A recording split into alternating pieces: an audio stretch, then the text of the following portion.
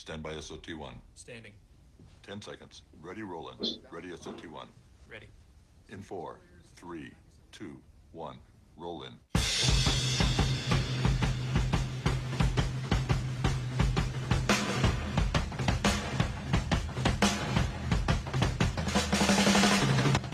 From legendary Uncle Studios in beautiful Southern California, welcome to another edition of Work Comp Matters, the central location for you employees, you employers, and of course, we haven't forgotten about you damn independent contractors. And now, here's this week's edition of Work Comp Matters.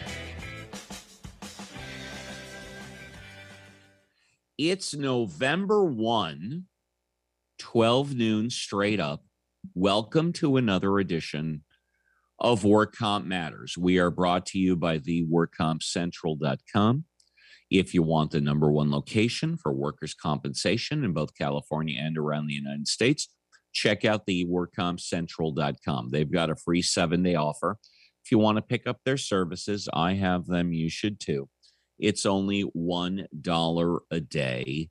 And that, of course, is after if you don't want, if you check out their free services for a week and then you want to pick them up, it's only $1 a day. WorkComp Matters is also brought to you by mancavepodcasting.com. 818-357-4120. If you want to do your own podcast anywhere in the world, all you need to do is talk. All you need is a smartphone or a computer. We take care of direction, production, getting it put live on stage or live online, and then in the cloud forever. We manage it, we produce it, we direct it for the rest of your life. Well, actually, it's the rest of my life. And I think I can safely say I'm going to live for another 10 years, take 10 years in one day. I don't know based on my lifestyle, but it's good for another 10 years, one low fee. And that's pretty much it. Good afternoon, everybody. My name's Steve Appel, and it's a pleasure to have you again or have you here again on Work Comp Matters. This is the original. This is the baby. This is what started it all up 5 years ago. That's right.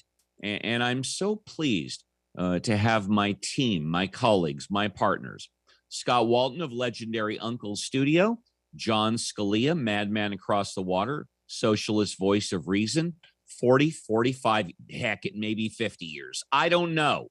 California workers' compensation, employment, labor law, born and raised just like me in California, now living the socialist life, unlike me in Munich, Germany, and that's okay.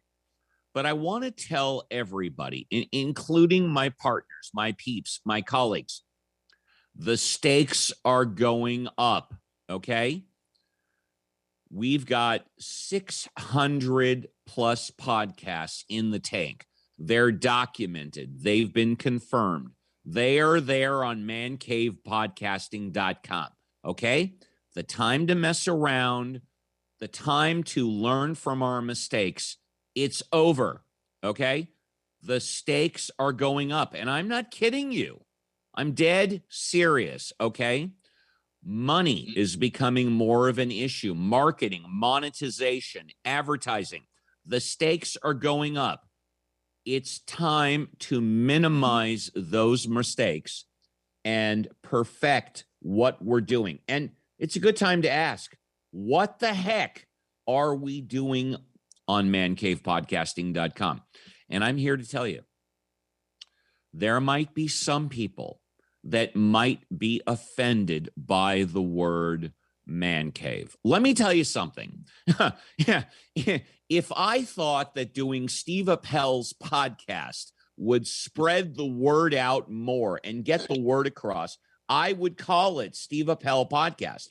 But the fact of the matter is that man cave draws an attraction. It brings a certain audience here. Yeah, it's true. It repels a certain audience.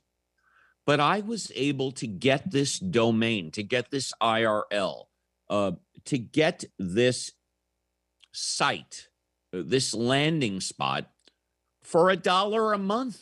It costs me, I don't even know.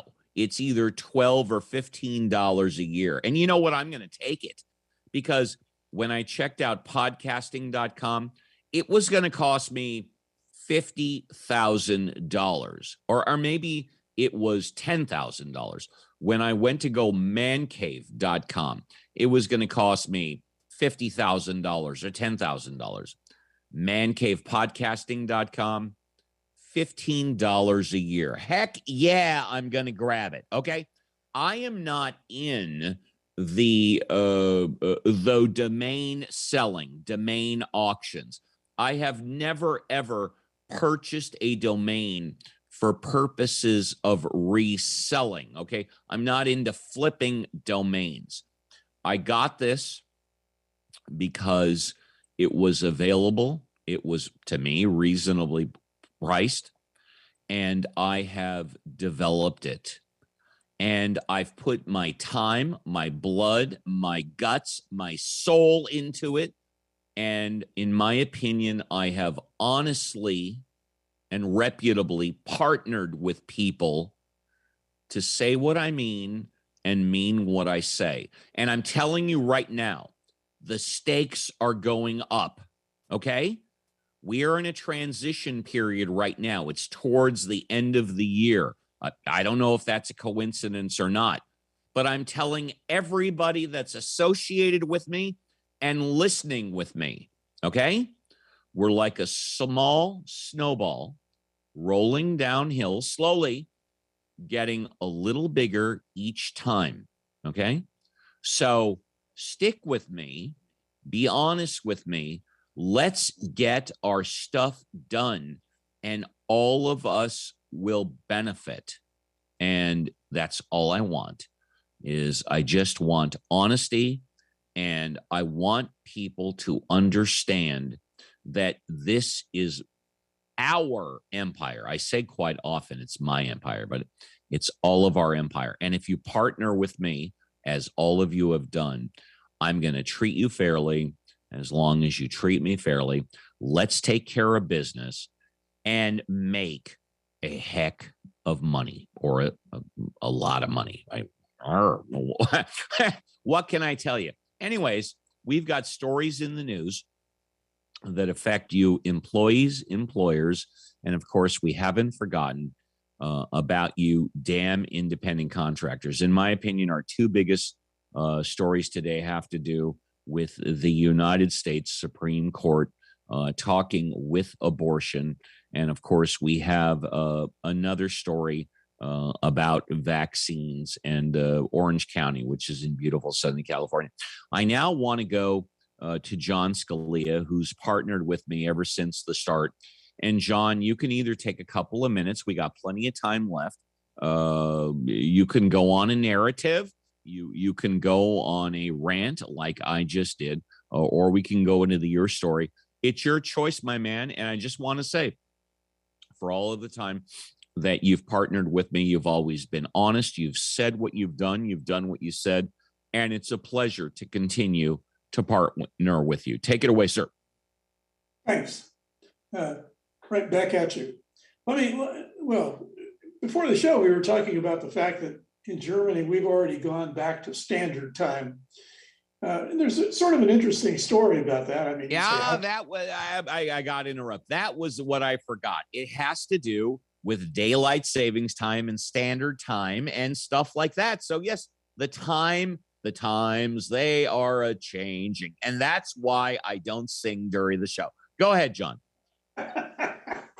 Yes, well, it's interesting for two reasons. One is, we do just what America does. We switch every half year. We go from one to the other. This time it was from daylight savings time back to standard time, which I think we all hate because the sun now sets at 1 o'clock in the afternoon. But aside from that, there is an interesting story. And the story is that the EU had a plebiscite a few years back to abolish the time change and to simply did you say plebiscite?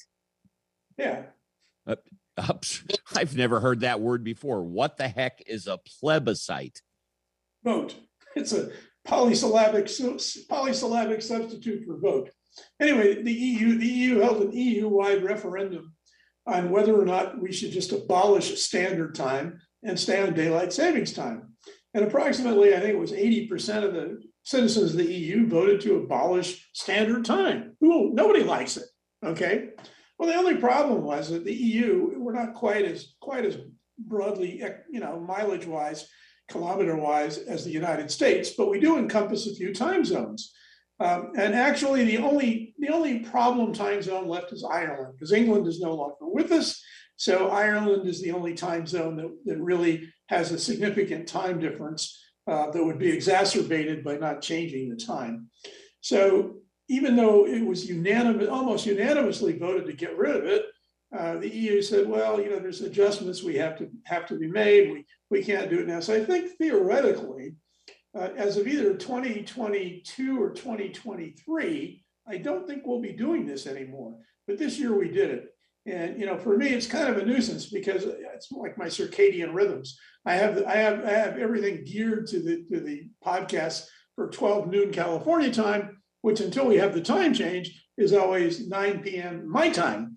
And of course, when this time change happens for the next week or so, it's now a little after 8 p.m. here. So, that rearranges my dinner schedule. And anyway, I don't like it, but anyhow, that's all there is to know about daylight savings time. Everybody wants to keep it, and eventually we will. John, what time do you normally eat dinner out there in Munich, Germany? Well, it depends, but I pretty much eat on European schedules. So generally speaking, I won't eat till like 7:30 or 8 o'clock at night. So you are basically a late seater. Like I know when I go on cruises, they have two seating. They have an early seating like at 6. They have a late seating at 8. I normally pick the early seating, but go ahead. Yeah, I would definitely pick the late seating. Gotcha. Yeah. And it's funny because when I was a young guy in high school, dinner at my house was at 6, but I think that's almost a standard American dinner time. And when I was a younger guy, I normally picked the late seating. I would normally eat at 8, and then I would see the later shows like at 10. Whereas nowadays, when I go on a cruise, I pick an earlier seating at 6, and I see the early show at 8. Well, I'm a night owl. I mean, even now I stay up to like 1 in the morning at least. So, and I don't get up real early because I don't have to. So, that's my preferred schedule.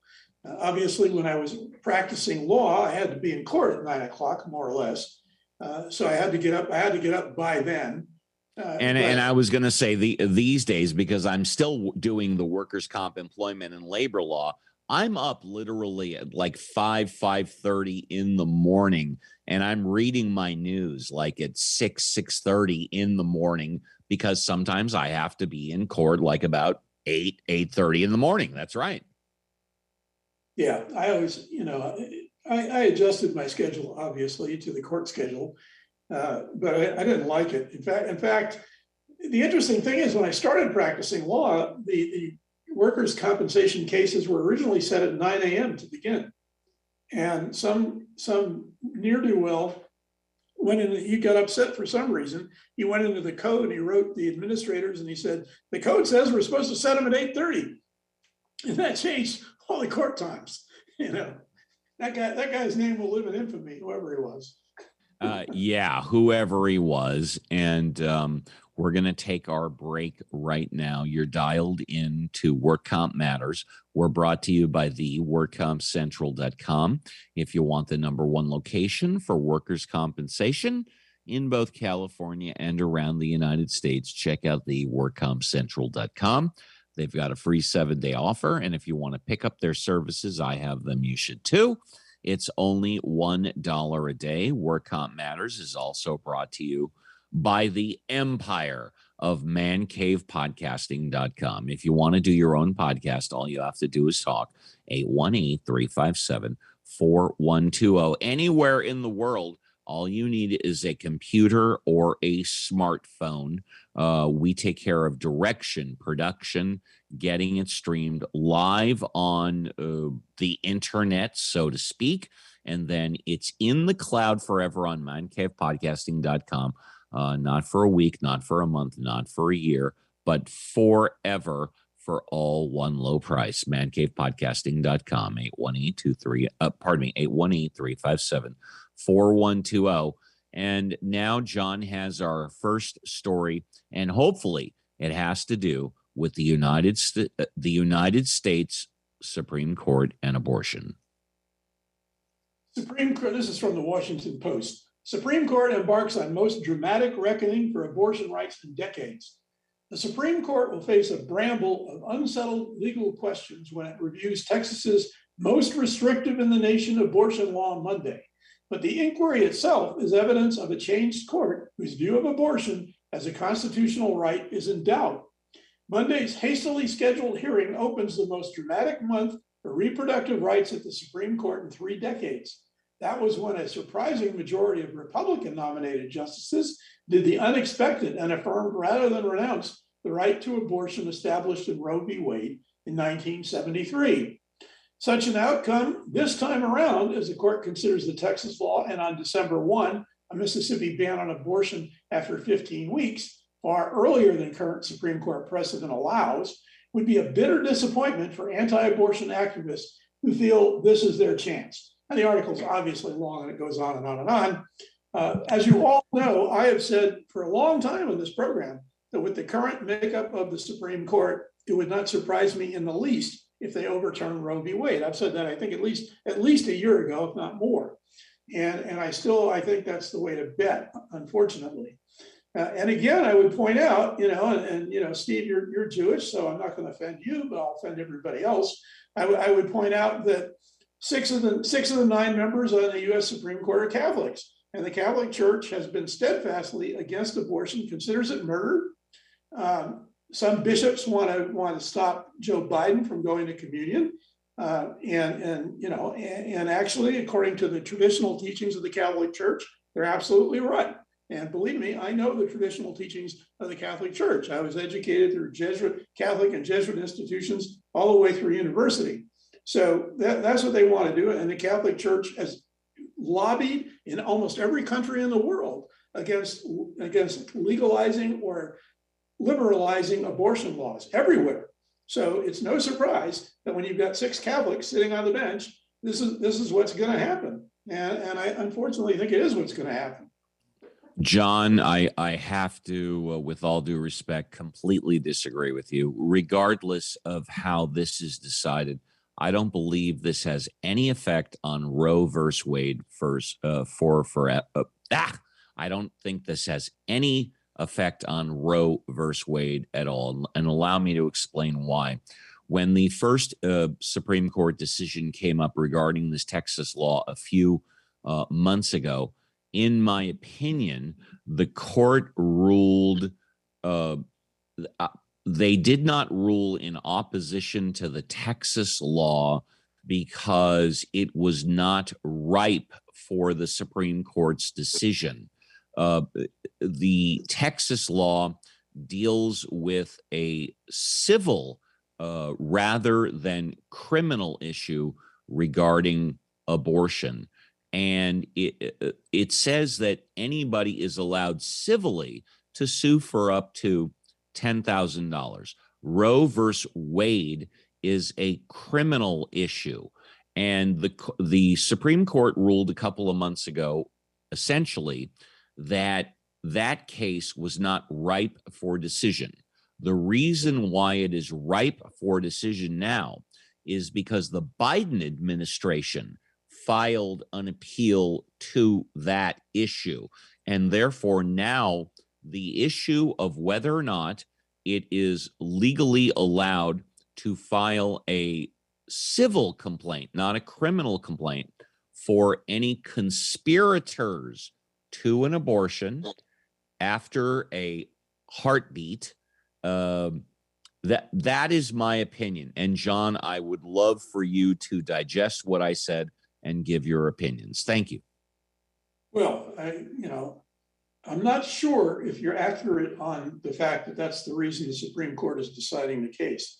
My assumption, and I'm not, and I'd have to check, is that the Justice Department filed what we call an amicus curiae brief, in which they simply came in on the side of the people opposing the law. And I don't think that's why the Supreme Court said it. I think the Supreme Court said it because this Supreme Court, I think, is hell-bent for leather to overturn Roe v. Wade. I mean, I know for sure that the most recent fanatic appointed to the court, what's her name? That nutbag. She belongs to the one you love so much. But please continue. Barrett, yeah, she belongs to an absolute nut group in the Catholic Church. She wiped all the references to it off her social media when she went through the confirmation. And because this is America and nobody has any balls when it comes to religion, nobody would dare ask anything about it. She has 7 children, 2 of which are adopted from another country, right? Here she has 1 or 2 or 3. Yeah, 4. Okay. Go ahead. We just know what her ideological and stance is on this issue. It's absolutely clear. Okay. So we know which way her vote's going to go. I mean, that's a no-brainer, which goes along with her no-brain. But the other guys, the other Catholics, I mean, Sotomayor is going to vote, obviously, to get rid of the law. And she issued a very stirring dissent when the Supreme Court refused to strike it down the first time. And the Supreme Court basically were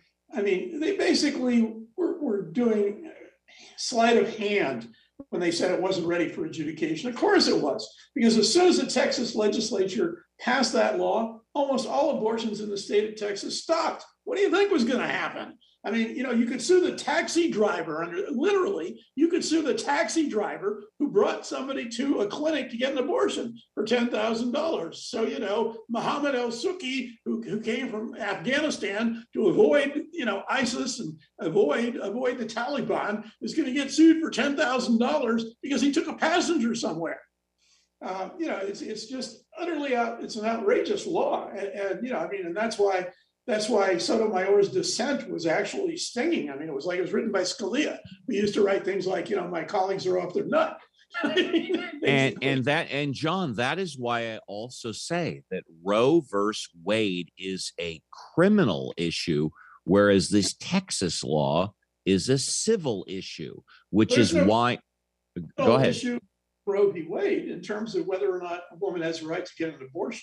You're right. It's a criminal issue in the sense that Roe v. Wade struck down the laws making it a criminal offense. Yes. But Roe v. Wade itself simply deals with whether or not the way the Supreme Court has interpreted the right to privacy extends to a woman's womb. However, this Texas law is a civil issue regarding $10,000 for conspirators. It's a completely different field of law, or am I mistaken? I think you're mistaken. I mean, that again, that's what Sotomayor would say. You're just playing games. You're playing a word game. I mean, look at the effect of the law immediately. Abortions came to a halt. I mean, that was what it was obviously intended to do. And the Texas legislature, I can't even believe they were clever enough to do this.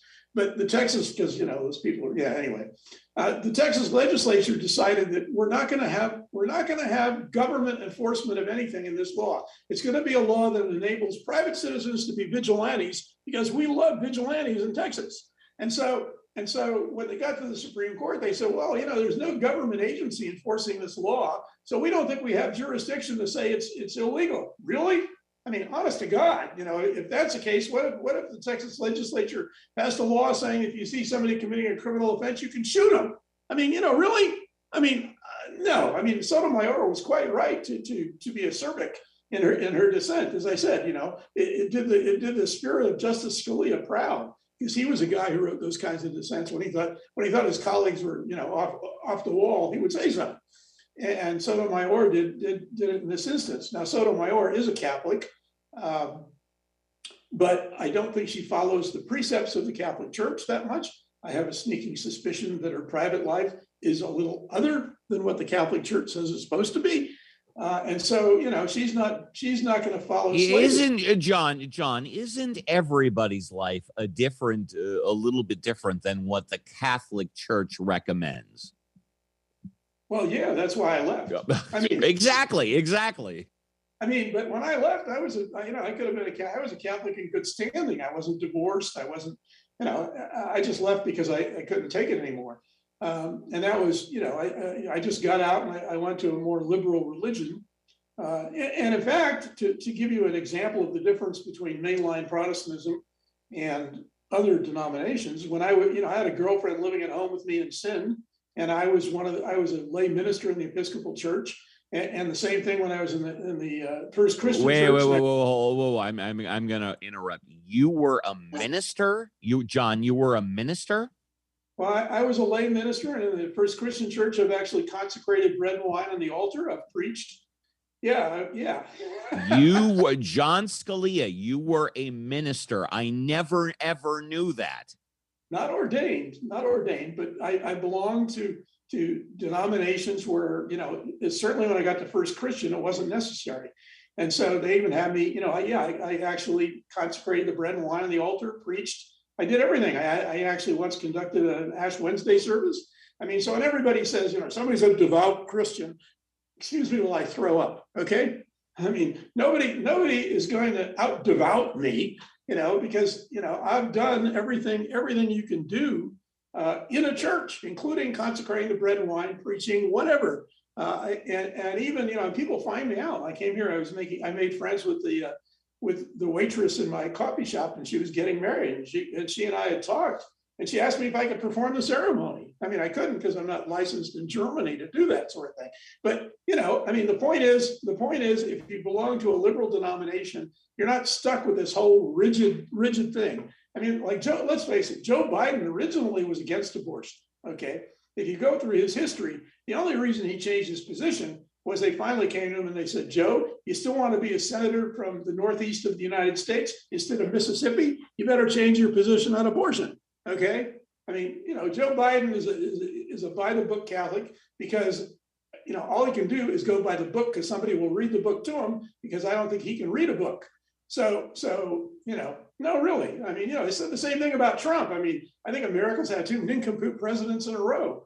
But anyway, yeah. But anyway, because of the Democratic Party, he's in the right to choose party. Otherwise, well, it is, John, with all due respect, it is documented that Joe Biden admitted to plagiarizing some testing in law school that he did. He admitted that he plagiarized.